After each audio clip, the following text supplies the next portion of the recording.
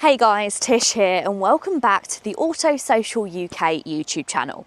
Now quite often on this channel I get comments like this: why do I only cover EVs? And I don't just cover EVs, I cover all new cars on this channel, but with being a new car channel, most new cars are electric, so it means that a lot of what I cover is electric vehicles, and I get it. You guys have a bit of EV fatigue, believe me, I feel that sometimes too. I understand the benefit of electric vehicles, but sometimes you just crave something a little bit different, don't you? Well, today I think I've got the EV antidote, and of course it's my favourite car, the Suzuki Jimny. But you may be wondering, Tish, you literally just said you're a new car channel and now you're here with a car which has been off sale within the UK for quite a while now. But you may have also noticed that this car is on a 2025 plate. So how have I come to have a brand new Suzuki Jimny in the UK?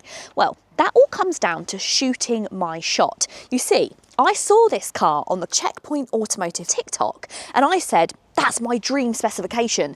And they replied, well, do you want to spend a bit of time with it? And here we are today. So in today's video, I'm going to tell you everything you need to know about this imported Japanese Suzuki Jimny, how it's come to the UK, what's changed since it's arrived in the UK, and how much one of these would cost you. Because I think you might be surprised. It's probably less than you think, and it's less than I thought. So now I have a real predicament to try and work out how I'm going to buy one. So if that sounds good, then please keep watching. If you like new car reviews and car content, then go ahead and hit the subscribe button. And if you had any questions or queries, or if you wanted to find out what they've got in stock, then I've got a link down below. So click that, and Checkpoint Specialist Cars in Wrexham will help you find your perfect Suzuki Jimny. So why don't we start by talking about the exterior styling of this Suzuki Jimny. You may recognise it very similarly to in the UK our SZ5. So that is the top spec car, and that meant that unlike when it changed into a commercial and it sat on steel wheels, you do now have alloy wheels, but of course they are that chunky off-road alloy. And this is also finished in the army green paintwork. This isn't a wrap. A lot of them have been wrapped within the UK, and wraps are an option for this car, but this one in particular, this come as standard with this green paintwork. Now I believe when we had the UK specification cars, this was never available, but this has come directly from the Japanese factory in this paint colour. So let me show you around all the other upgrades. So standard fitments and fixtures, you have the alloy wheels, you have the wheel arches, which are very rugged. This car is absolutely filthy, and that's because I did my driving sections before I actually decided to film this car. Woo! So you'll see me getting it nice and muddy later on. But if I get a little bit closer, you'll see that lovely army green paintwork. You've got the standard Suzuki Jimny grille around the front. You've got the standard headlights and also the fog lights. But what is an upgrade on this car is you do have the surrounds for the windows. So you've got the wind deflectors, and then you also have a roof rack, and we've also got the light bar on the front, which has also been added to this car. Now, if you are looking at buying one of these brand new, then you can kind of play around with and adapt with, depending on what's in stock, to all of the fixtures and fittings that you like. It's also got a ladder on the back, and this thing just doesn't get any better, does it? It looks absolutely brilliant. And if you think this looks good from the outside, you have got to see the interior. Ah, how special is this? So, this interior has been completely retrimmed by Trimtechnik, and this is actually Nappa leather. And essentially, if you chat to the guys about speccing your own Suzuki Jimny, you can completely customise this depending on colours. I do know that they have a green car in stock with red interior, which I'd be so tempted by, but I think that this tan leather is beautiful. These are also heated as well, because this is the top spec car. You have the heated seats in the middle. These are perforated. They even said you can have like logos embossed in the headrests. We've also got lime green stitching as well, which I think is pretty cool. And other upgrades also include a cup holder. So they've popped a cup holder, which is very practical. You guys know how much I love my McDonald's coffee. And also they've upgraded the infotainment screen. So this is a Pioneer system. It includes a rear view camera. And this has Apple CarPlay and Android Auto. It's not wireless, but it's connected using a USB cable, which is in the glove box. So it pretty much has everything you're going to need. But inside, like I said, this has the specification of the top spec SZ5 car, and that means you get the really nice Suzuki steering wheel. You've got cruise control. It's not adaptive cruise control, but you've got cruise control. You've got all of your buttons on the steering wheel. The one thing that's a little bit strange, and you may even notice when I'm talking to the camera and driving, is you have got the indicators which are on the right hand side and the window wipers that are on the left, and I keep doing them opposites, but I think you definitely get used to that. You've also got the screen up front, which has also been retrimmed, or it's been taken out and it's been changed to UK specification, because of course that would have been in Japanese, but they've changed that all to be in the UK specification, which is great. We have got the automatic gearbox, you've got a massive gear selector there, and then of course you've got all of your off-roading kind of selections down here. You've got 2 high, 4 high and low, 4 low.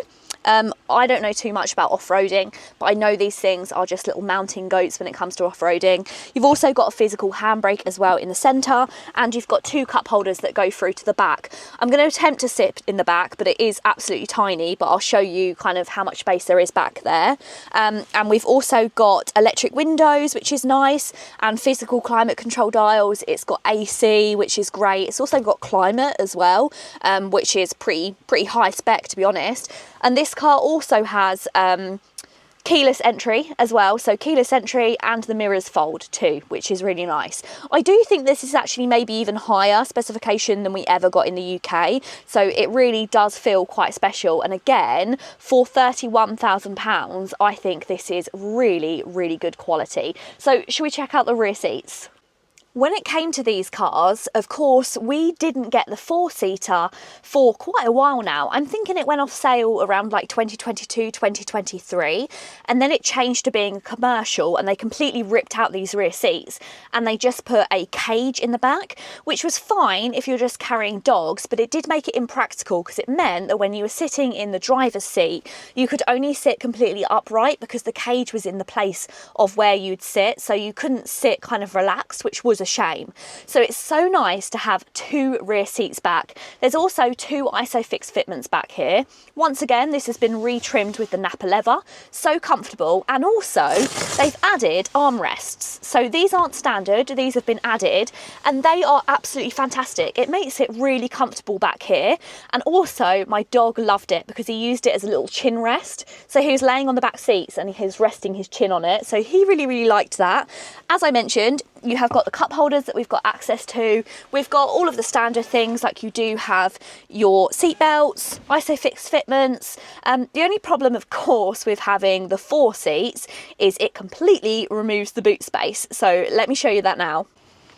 And inside of this tinsy little boot, you get a whopping 85 litres. There really is a real minimal amount of space. As you can see, however, I've managed to put my filming bag, I've also got an umbrella there, and I've got some shopping as well. So it's not completely unusable. You just kind of have to have narrow bags, but I can even fit my carry-on suitcase because you can kind of tilt these seats forward, and then my carry-on sat in the back there as well. So it's not completely impractical, but most people, if you are going to be loading more things into this car, then you're going to put the rear seats down. So when you put those down, of course, then you get the, I believe, metre by metre space that you get if you go for the commercial car.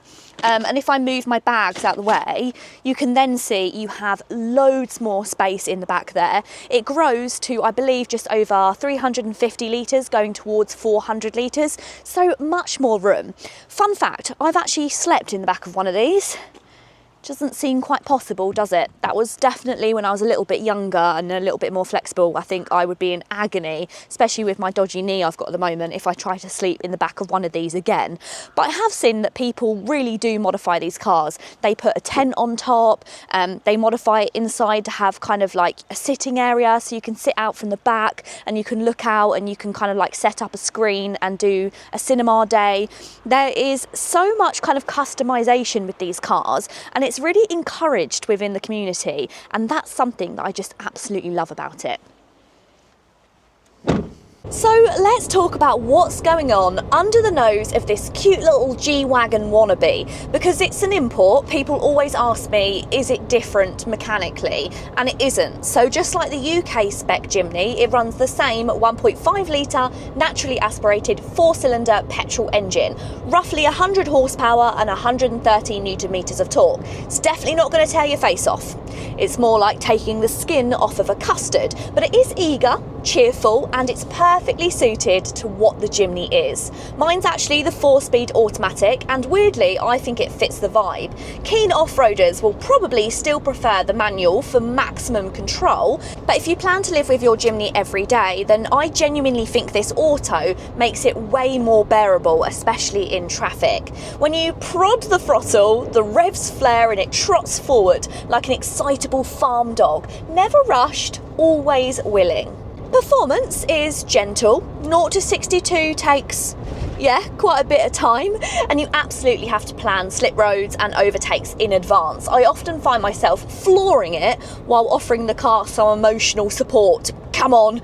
But embrace that mindset that it isn't about speed and it's all about personality, and it becomes really, really enjoyable. In town, it's honestly brilliant. So you sit up so high, visibility is superb, and people seem to just give you the space because the Jimny just looks way too charming to pick a fight with. Then you get out onto a proper British B road and the compromises do start to creep in, because underneath it's a proper off-roader ladder frame. Rigid axles, tiny wheelbase, it bounces, jiggles and fidgets. The ride is busy. Potholes make their presence known, and wind and tyre noise remind you that sophistication was not the goal with this one. On a windy motorway it wanders around a bit like a terrier tugging at its lead, but keep it to 50-60 miles per hour on A roads and it settles into a surprisingly pleasant rhythm.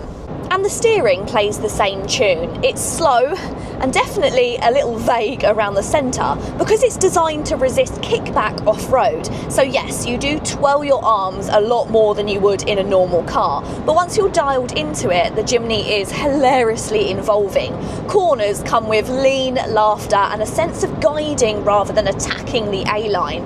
If precision is your love language, this will horrify you. But if you enjoy a car which demands relationship with its driver, you know what? I think the Jimny nails it.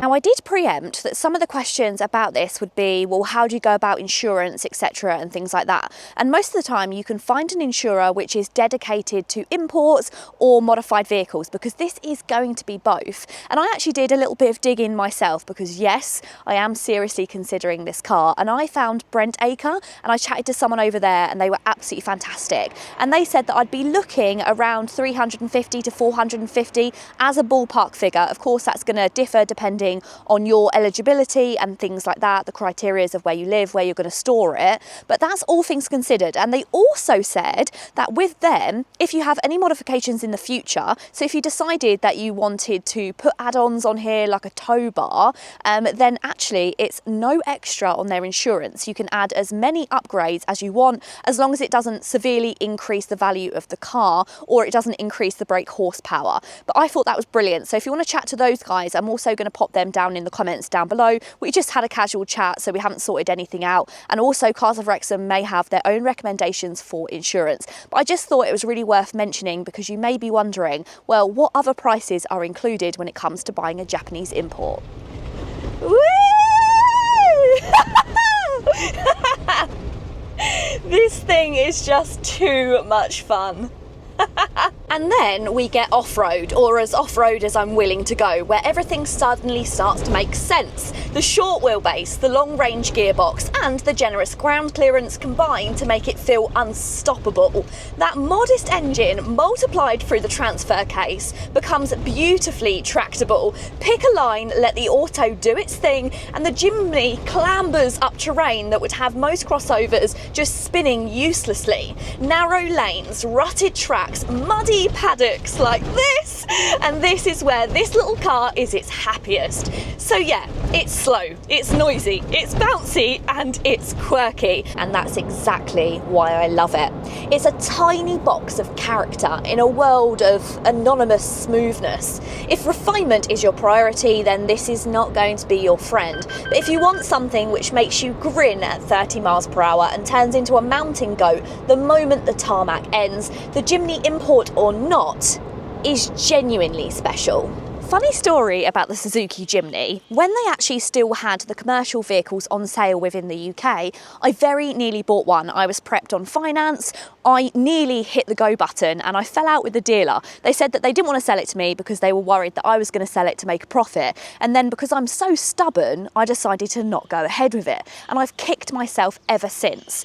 But this seems to be like the antidote to that answer, because that car was going to be the lower specification car, the one without a screen completely, with no alloy wheels, a not very nice interior and only 2 seats. But this has everything. It's in the better colour. You get the upgrades like that roof rail and also having the light on top, the ladder on the back, the retrimmed interior with Napa leather heated seats, the new infotainment screen. This car feels so special, and all for just under £31,000. I am seriously considering getting one of these cars, so let me know down below. Do you think I should go for it? Do you think I should chop the up in, and do you think I should get a Suzuki Jimny? Let me know your thoughts down below.